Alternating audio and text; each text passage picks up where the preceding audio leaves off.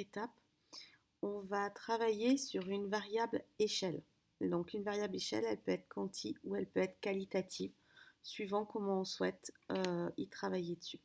Donc là, je vais prendre effectivement les performances du point de vue de la vitesse, c'est-à-dire qu'on a demandé aux personnes quelles étaient les performances de leur véhicule euh, au regard de la vitesse.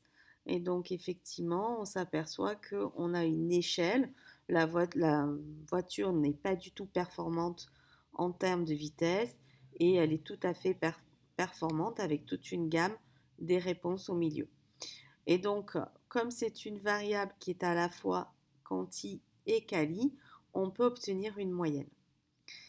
Alors, il y a une information qui reste quand même importante. Donc, quand on va avancer dans le test commentaire auto, vous avez effectivement ici qui apparaît, tout à l'heure on ne l'avait pas, les réponses effectives, j'ai 175 personnes, le taux de réponse 100%, la moyenne 3,6 que je retrouve là, et ici on a une nouvelle variable qu'on appelle l'écart type qui veut dire 1,1, c'est-à-dire que en moyenne, les gens ont donné euh, une note de 3,6 sur la performance de la voiture en termes de vitesse, plus ou moins 1. Je vous propose de revoir cet indicateur sur l'ancienneté du véhicule. Donc là, je crée un deuxième graphique. Je vais le réduire pour pas qu'il se chevauche. Voilà. Je vais activer les commentaires auto également.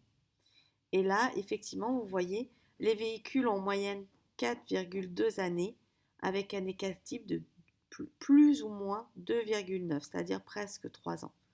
Donc, ça veut dire qu'effectivement, plus notre écart type est important, plus notre échantillon est divers. Donc, voilà, il faut garder ça à l'idée, c'est une donnée assez importante.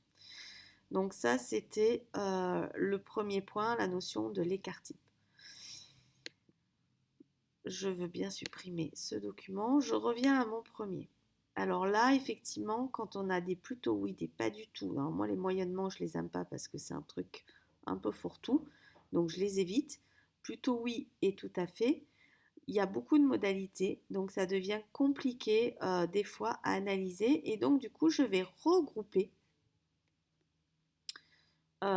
les modalités, les plutôt non et les pas du tout, et les plutôt oui et les tout à fait, pour que ça soit plus clair. Donc je vais revenir dans la gestion des modalités en appuyant effectivement sur les paramètres et je vais sélectionner pas du tout et plutôt non et je vais demander à les regrouper dans la même catégorie qui vont être non. Et je vais faire la même démarche avec plutôt oui et tout à fait que je vais aussi chercher à regrouper dans la même catégorie. Et je fais OK. Hop, et bien là, ça ne marche pas. Parce que je vais enlever le détaillé des groupements. Voilà, il fallait détailler, les enlever. Et donc, effectivement, j'ai 51% des personnes qui pensent que leur voiture est plutôt performante en termes de vitesse, 14% non et 35% qui trouvent que c'est moyennement. Donc, vous voyez, on gagne en lisibilité là-dessus. De la même manière, je peux rajouter mon tableau, j'ai mes pourcentages, je peux jouer sur mes effectifs aussi, ce qui me permet d'avoir toute l'information dans un seul. Et bien évidemment, ici, je peux trier, alors soit selon les valeurs. Moi, ça me semble, bon, il se trouve que là, suivant les valeurs, bah, ça reste cohérent puisqu'on a le oui moyennement non qui vient dans l'ordre. Voilà, mais sinon, on peut le faire en fonction des en-têtes. Et à ce moment-là, il y a aussi un classement oh bah tiens, on ne peut plus faire du personnalisé. Donc il y avait une époque, je pouvais choisir l'ordre dans lequel je souhaitais mettre dans l'ordre. Mais a priori, ça ne se fait plus.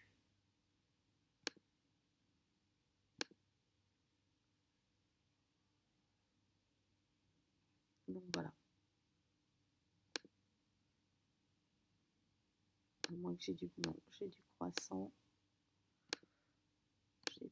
forcément l'ordre sur lequel ça se fait. Donc, essayez de conserver toujours cet ordre-là, de manière à ce qu'il y ait quand même une logique dans la lecture du tableau, non moyennement oui ou oui moyennement non, mais voilà, d'essayer de conserver ce mode de fonctionnement. Donc voilà pour les variables qualitatives avec des échelles qui nous permet d'avoir un traitement à la fois quali et à la fois quanti.